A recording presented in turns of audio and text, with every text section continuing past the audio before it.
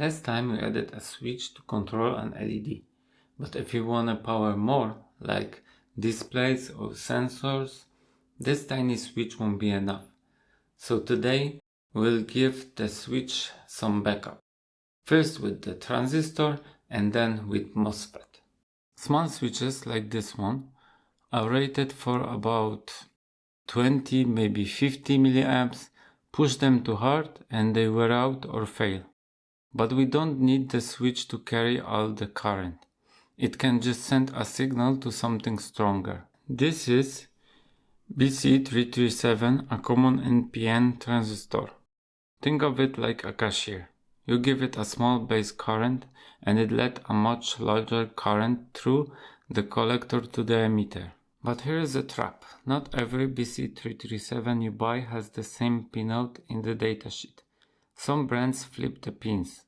If you mix up emitter and collector, the circuit may still light faintly, but it won't work correctly. Theoretically, there is a way to measure with multimeter in diode mode where is emitter and where is collector, by connecting probes with one leg and base and the second leg and base and see the difference. But the difference is so small that with cheap multimeters you will not be sure 100% if it's true or not. So the best way to find out the pinout of the transistor is just to connect it to the circuit and see if it's working or not.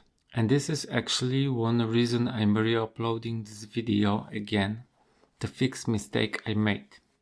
Better to admit and correct than leave wrong info out there. In the datasheet, the important things are max collector current about 500 milliamps, HFE, the current gain which may range from 100 to 250, VCE about 700 millivolts when full on. Always design for the lowest HFE, that way even a weak transistor still works in your circuit. Okay, now let's build our circuit. First we will move our switch up here.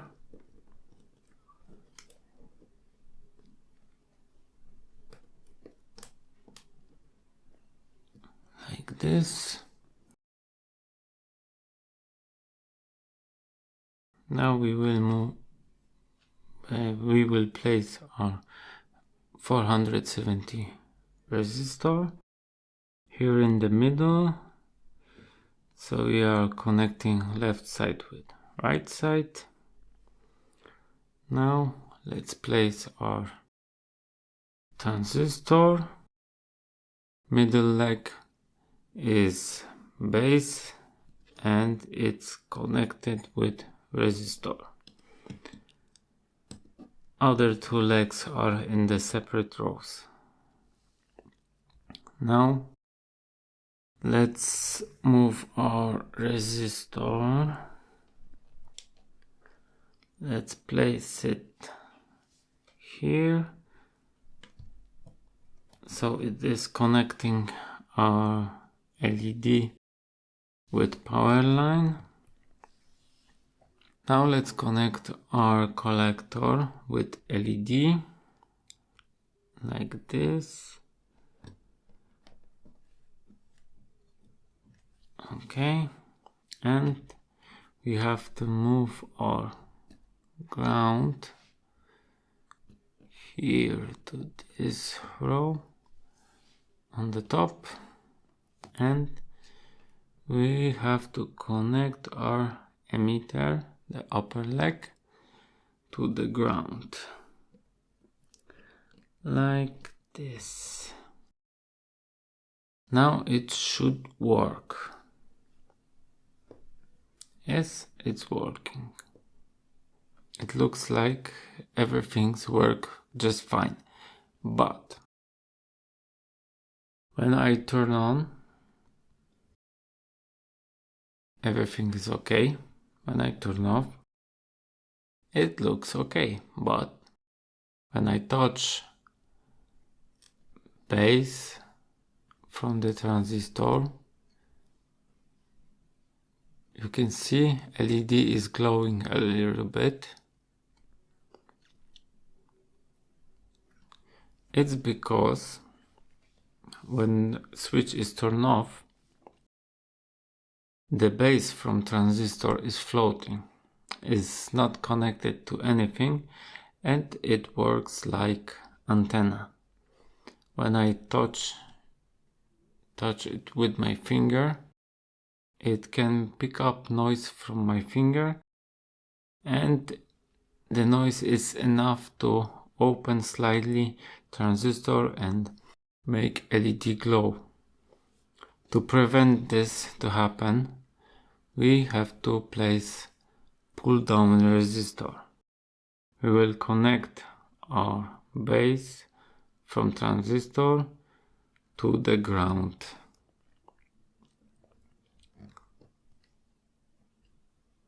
That way, let's move it here.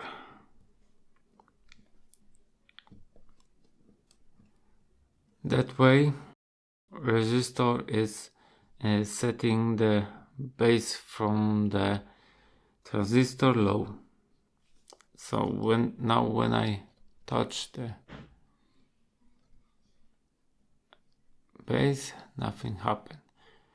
When I take this out and I touch, LED is glowing. Again, when I place it back like this,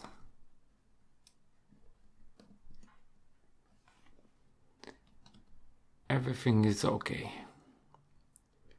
Let's check with the switch. Yes, it's working. One drawback of BJTs, even when they full on, they lose about 0.7 volts. With a 3 volt supply, that's a lot. That's where the MOSFET comes in. This is BS170, a small logic level MOSFET. It usually has pinout source, gate, drain, left to right with the flat side. But just like transistors, don't assume. In this case, we can actually identify pins with multimeter and diode mode. We can check our legs like this. Nothing happened. Let's check these two legs. Okay, it shows about 0.6, and when we reverse multimeter, it shows 0. So it means that current is flowing from this leg to this leg. So this leg is drain and this leg is source, and this leg is gate. When you are testing your MOSFET, something like this can happen. When you connect your positive probe to the gate and negative probe to source or drain, like this, you can charge your MOSFET. And because of that, when you try to test your source and drain, like this, you will get something like this. Beep and 0 on the screen. And there is no way to tell where is the source and drain. So you have to discharge this MOSFET first. A good practice is to use resistor for that. You connect your resistor with source and with gate, like this.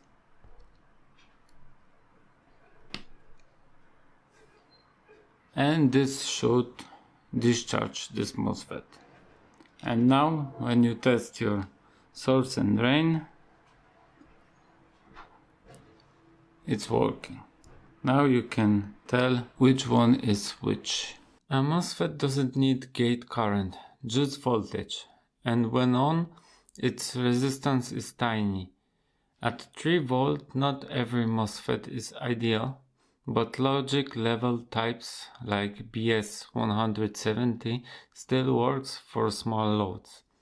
With a better one, the voltage drop is just millivolts instead of 0.3 volts.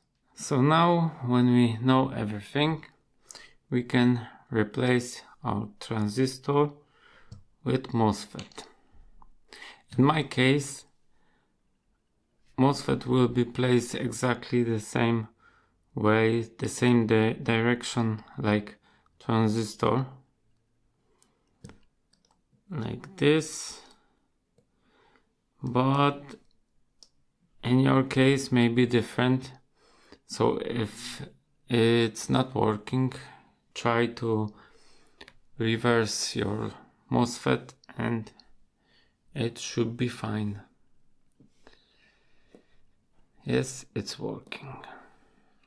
Also, with MOSFET, when we remove or pull down resistor, you can see when I turn on and turn off, it doesn't matter, LED is glowing all the time. I can switch and nothing happens. It's because the MOSFET is charged and has no way to discharge, so it stays like this.